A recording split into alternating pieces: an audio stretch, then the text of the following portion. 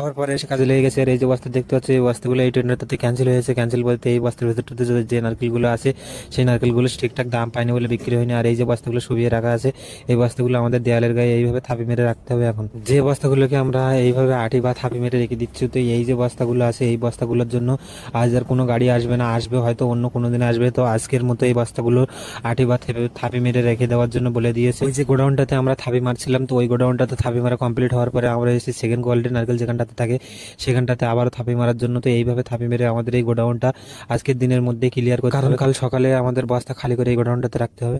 তো আমার পেছনে এই যে মেশিনটা দেখতে পাচ্ছ, তো এই মেশিনটাতে আমরা যে বস্তাগুলোকে ওয়েট করি, সেই ওয়েটগুলো এই মেশিনটাতে হয়। সব গোডাউনটাতে আটি মারা হয়ে গেছে। তো এখন আমরা সবাই এসেছি এখানটাতে এই যে না বস্তাগুলো আছে, এই বস্তাগুলোকে আটি মারার জন্য, কারণ এই বস্তাগুলো আটি মারতে পারলে আর আমাদের কোনো কাজ থাকবে না। তো চলো আমরা এই বস্তাগুলোকে আটি মেরে দিই। তাও দেখা হচ্ছে অন্য কোনো ভিডিওতে অন্যভাবে। তো ততক্ষণ ভালো থেকো, সুস্থ থেকো।